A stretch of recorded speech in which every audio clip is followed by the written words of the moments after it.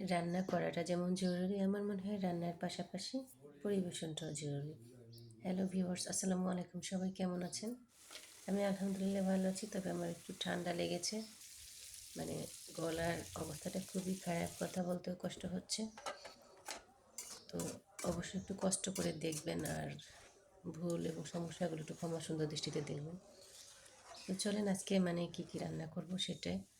আমি প্রথমে কিন্তু শাক ভাজি বসিয়ে দিয়েছি সিম সহকারে, আর এটা হয়েছে আজকে যে বড় মাছ কিনে নিয়ে আসছিল, সেই মাছের পেটি বা পেটা, যেটা যে নামিয়ে যে চিনেন, এই জিনিসটা আমি কখনো ফেলে দিই না। এটা খুব সুন্দর করে পরিষ্কার করে ছোটো ছোটো কিছু সবজি কেটে দিই, তারপরে পেঁয়াজ রসুন দিয়ে, এমনি কোনো বাটা মশলা দিই না, জাস্ট গুঁড়ো মশলা, হলুদের গুঁড়ো, মরিচের গুঁড়ো।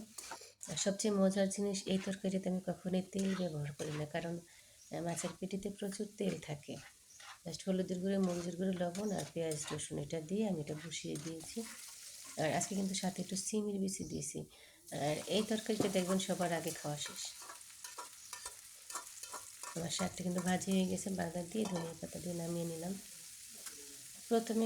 প্রথমে কী করতো, প্রথমে বাজার থেকে পেটি নিয়ে আসতো না, তখন এটা কেন ফেলে দিব, এটা তো ঠিকই খাওয়া যাবে, তাহলে ফেলে দিয়ে তো কোনো লাভ নেই। এখন আর এই ভুলটা কখনো করে না।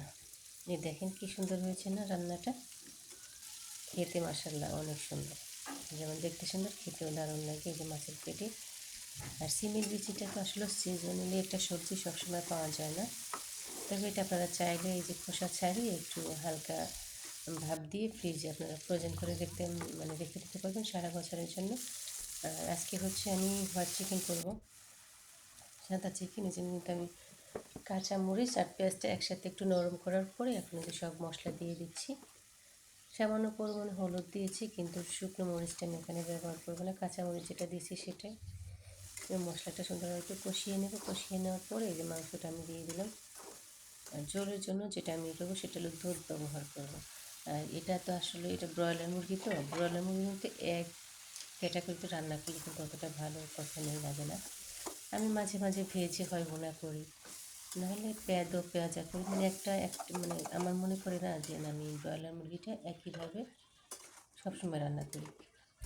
তাই এটা রান্না করলে খাওয়ার কিন্তু ইন্টারেস্টের কম নেই, কারণ আপনি রান্নার ধরনটা চেঞ্জ করবেন, তখন টেস্টটা চেঞ্জ হবে। সেটা যে কোনো সবজি, মাছ, মাংস, যেটার কথাই বলেন, রান্না করতে কিন্তু হচ্ছে আপনার নিজের কাছে। যদি আপনি চান এটা এভাবে রান্না করবো, আর যখনই রান্নার সিস্টেমটা চেঞ্জ হবে তখন কিন্তু স্বাদের পরিবর্তন আসবে।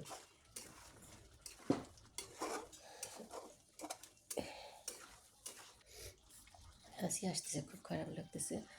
লাস্টে কিন্তু একটু ঘি দিয়ে দিলাম, ঘি দিয়ে আমি ঢাকা দিয়ে দিছি। তো সব রান্না আমার কমপ্লিট আলহামদুলিল্লাহ। এই দেখেন দুপুরের জন্য সালাদ টালাদ সব কিছু রেডি। এখন আমি গোছলে চলে যাবো। এই যে একটু ভাজা জিরের গুঁড়ো দিয়ে এটা চুলার পর রেখে দিলে হবে কি, জিরা এবং এই কী বলে ঘিয়ের যে একটা ফ্লেভার, এটা খুব সুন্দরভাবে ঢুকছিলো। এই যে মাংসটা আমি উঠিয়ে নিলাম।